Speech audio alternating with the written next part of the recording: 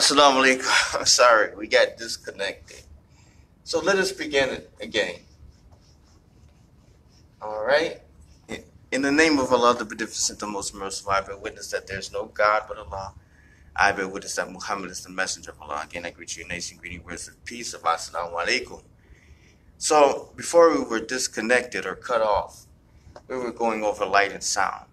And for the purposes of having a good recording, I just want to go over that again. We say that sound and light may not have a correlation in our regular experiences, but we experience sound through our auditory pathway, and we experience light through our ocular pathway. Ocular means through the eye, auditory means through the ear. We know that sound travels at a rate of 1,120 feet per second. And we know that light travels at a rate of 186,000 miles per hour. Now, this 1,120 feet per second actually translates into 764 miles per hour. Okay? So, if we were to compare the two together, sound and light, sound is traveling greatly at a great slower rate than the light. Now, the two things, as we said before, that sound and light have in common is both of them are what we call energy. Both of them are energy, right? That is perceived by the brain. And so we have two lobes in our brain. One is the auditory lobe and the other one is the ocular lobe. And so we perceive in different portions of our brain. And so this energy, when it impacts itself upon our bodies, it is translated by the brain through the nervous system as either sound or light. We were saying that energy is what? Energy, as we were speaking before, can be said to be vibration, waves, or string of events. Now, when energy is usually represented as a waveform. Okay? And just to condense this a little bit further, this waveform is actually a representation of matter in motion. Now, we would say that this is a sideways view of the waveform. If we were to look at it from the front view, that matter in motion, it would look like this. So it would be going up and down this way, if we were to see it coming straight on. Or if we look at sideways, we would say go up and down, right? If we were to look at it, this matter moving through space and time, right? On the Z-plane, it would look like this, which is a what? Spiral. Okay? And sometimes this matter can be an electron, it could be a neutron, well, not necessarily, but electron, neutron, proton, quark, many things. But they travel in, these pieces of matter travel in a circular manner, completing what is known as a cycle. Okay? So that's just to catch us up before the phone went off.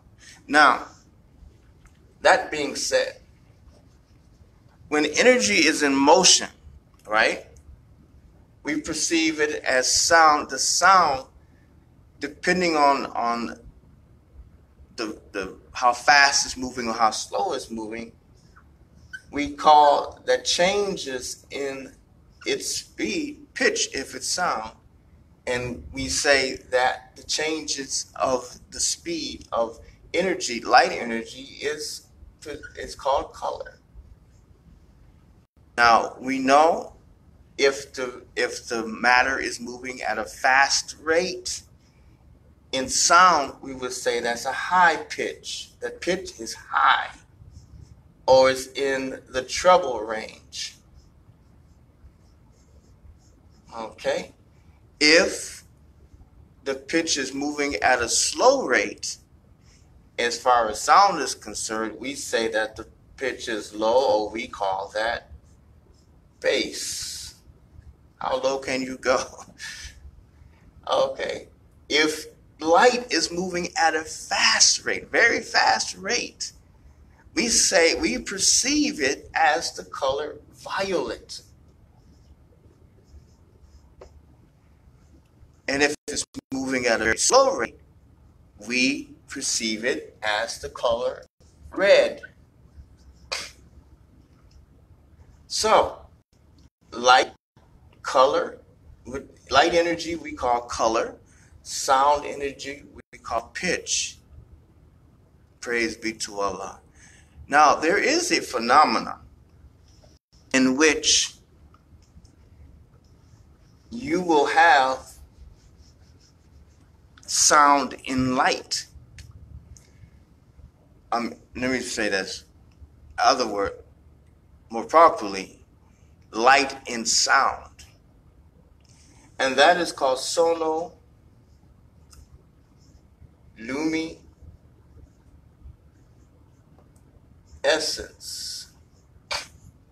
Sonoluminescence. Sound, light. Light in sound is a phenomenon that takes place. And sometimes nowadays we have sound in light. Most of the ways that our phones work on the auditory pathway is through laser, optical networks. Okay? So, sonoluminescence is sound and light. It's something I wanted to mention. And depending on how fast the sound is moving, or how slow the sound is moving, determines the capacity for it to carry a greater or smaller amount of light. It has to have a large space.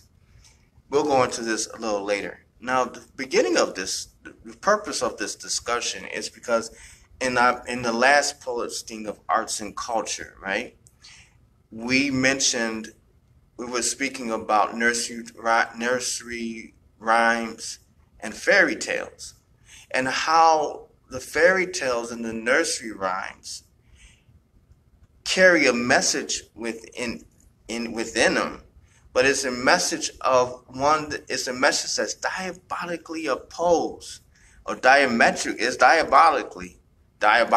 and diametrically opposed to our nature.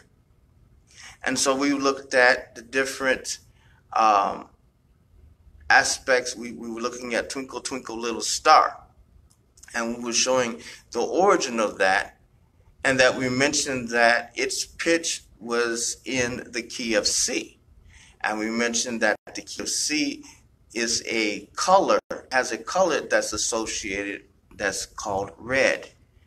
And we'll go into that in a moment. So we have sonoluminescence. And so that's what started this discussion, was the consciousness that or the light that we perceive in the nursery rhymes, the knowledge, the influence that's in the nursery rhymes and in the fairy tales. So we mentioned that at a lower frequency or lower, slower motion, that this red, okay, that light, we perceive light moving slowly as red. And so there is a school of consciousness of Ayurvedic healing, or healing that comes from India, that deals with this word right here. And most of us have seen this. It's called chakra. And we talk about the chakras and chakra balancing and all of that. Well, in the Holy Quran, in various portions of the Holy Quran, as in Surah 17, Ayat 85, Surah 15, Ayat 29, Surah 2, Ayat 9, Surah 78, Ayat 38, there is the mention of this concept called chakra. And what's a chakra? Chakra, in definition, Sanskrit, it means wheel or disc. Okay? So chakra means wheel or disc. It is basically where the life force, which is termed in Hindu prana, right? The prana, the life force, the soul, passes through or engages is different points where the soul engages the body. This is a concept. So chakra is not this unknown experience. No, it is something that is real. It is where the points at which the soul meets the body. The consciousness meets the body. So what is this prana called in the Quran? This thing called prana in the Quran is called the ruh. The ruh. Okay? And this is a long U, and this is a hard H. The ruh. And this is the perfected self. And so when we speak about the prana, we're talking about the ruh, or our perfected self that is in contact with the body. And that experience in the Quran is called nafs. Nafs. And some people have said that nafs is this bad thing. It's something that when we do wrong, it has a negative connotation to it.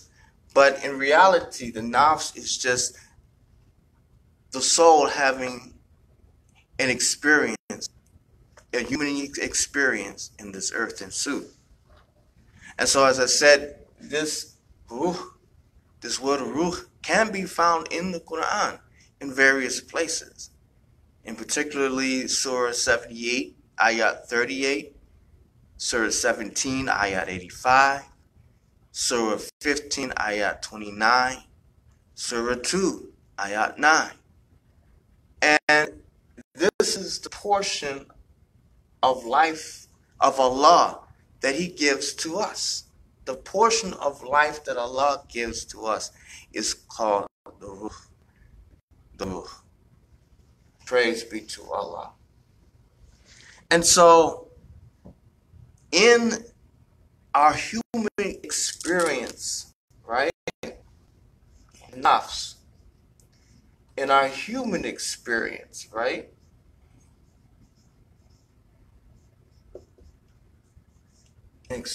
Okay, in our human experience, there are different levels of consciousness that we encounter. Allah is complete. Allah is all.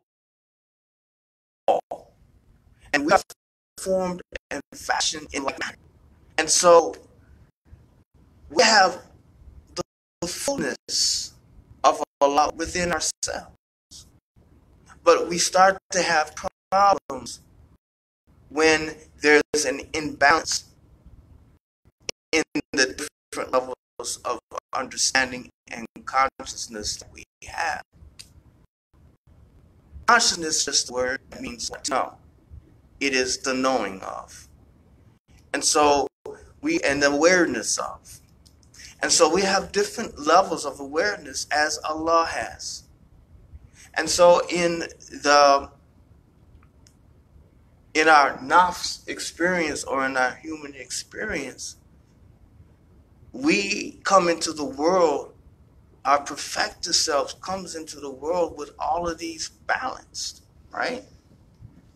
The Quran calls these ways, these different levels, the 7 ways.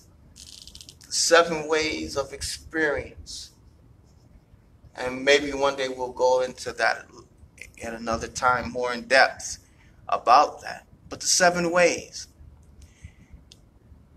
In the Ayurvedic system, those 7 ways take on the colors of the rainbow, are equivocated with the colors of, or correlated with the colors of the rainbow. And as you know, if you ever looked at the color spectrum, we have red, right? Orange, yellow, okay, yellow, green, blue, indigo, and violet. Violet. So red, orange, yellow, green, blue, indigo, and violet. 1, 2, 3, 4, 5, 6, 7. 7 ways of understanding that is encapsulated within this human experience, or this nafs. In Ayurvedic healing or Asian healing, it is, each color represents a gland and a position on the body. And it's not just one point, but it's an area that is covered. And it reminds us of the consciousness that the different levels of consciousness that we go through towards our perfection.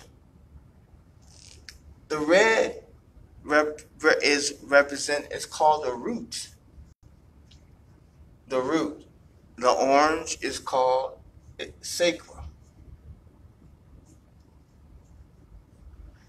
So the root is not necessarily, it's not speaking about the reproductive area of a person. It is not. It's speaking about that point, that those portions of the body that come in direct contact with the earth at all times. So that would be our feet, our legs, our feet and our legs, and our hips are what it's speaking about. Is what keeps us rooted. So this is, the red represents a consciousness of rootedness, of grounding, of having firm having a firm, stable foundation on which to stand. And that's what we strive for. But it is dealing with the temporal portion of our reality. The sacral deals with the reproductive system, or that reproductive area. It translates or connects the root with the next part, which is the yellow, which is the solar plexus. Solar plexus. Okay? So the solar plexus would be around where the navel is. This is the yellow. Green vibration of the consciousness of green would deal with the heart. The blue being the throat. Indigo would be right here, which is called third eye.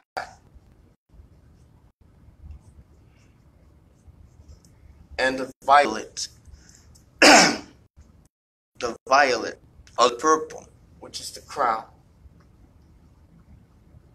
Okay, so we have 1, 2, 3, 4, 5, 6, 7 different, and we say that these are not just colors, it's vibration, but it's also consciousness,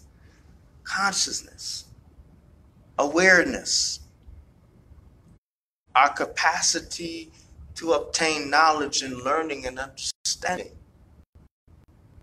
So we don't focus on the color, but let the color remind us of the vibration that is being held in that particular way of thinking.